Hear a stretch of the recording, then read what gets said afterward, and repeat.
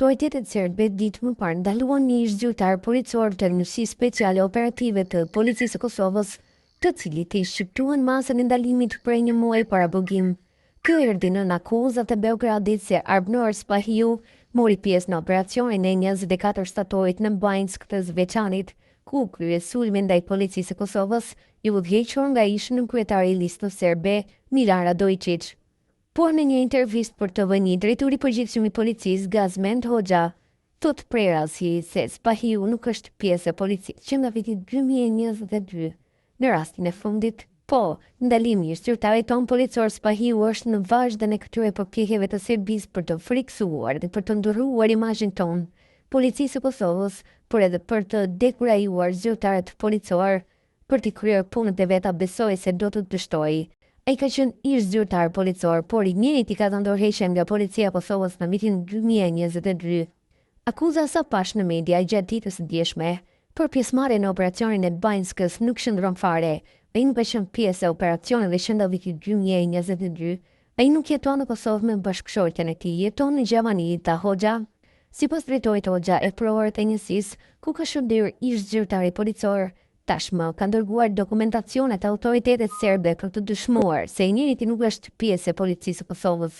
Hoxha ka edhe një thirrje për të gjithë zyrtarët policor dhe jemi në kontakt me avokatin e tij përmes e prorëve, ku ka shërbyer kolegujën.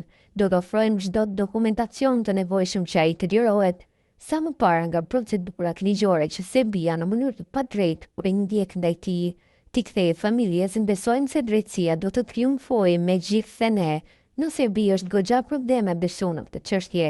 Fakti është që ai nuk është polici i Kosovës, nuk ka qenë pjesëmarrës në Banjsk dhe kjo është dokumentuar me çdo dokument të nevojshëm të cilat ne vetëm se i kemi përcjell tek avokati i tij, zoti Arjanit Hoxhi. Po ashtu ne i bëjmë thirrje edhe policëve tanë, edhe këtyre që shërben aktualisht, po edhe ata që nuk janë pjesë e policisë, që të shmangin çdo drejt Serbisë, ka thënë drejtori i policisë së Kosovës. Drejtori i policisë foli edhe për tentativën e Serbisë që përmes propagandës të rikthejë në punë policët serb që ata ndërheqen nga ky institucion 3 vite më parë. Mirëpo ai theksoi që kthimi i tyre është i pamundur për shkak se të njëjtët nuk kanë qenë besnik ndaj institucionit. Ne jemi të vetëdijshëm që gjatë fundit të vitit, presidenti i Serbisë Vučić e pa të krijuar një plan apo platformë se si t'i qaset Kosovës dhe adresimit të brengave të qeverisë të tij rreth situatës në Kosovë. E në mesin e tyre kërkesa e tij ishte për kthimin e policëve, zyrtarëve tonë policor të cilët kanë të ndërheqen nga policia e Kosovës. Komuniteti serb me u kthye në detyrë.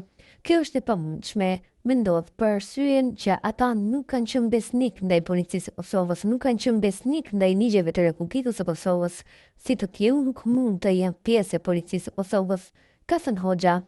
Pasu për operacionin e sulmit të 24 shtatorit në Banjsk të Zveçanit, të udhëhequr nga Milan Radojičić, ku mbeti vrarë rreshtiri Afrin Bunjaku, Shtetet e Bashkuara të Amerikës, nda një njohje për punën e policisë së Kosovës në parandalimin e një konflikti më të madh të mundshëm.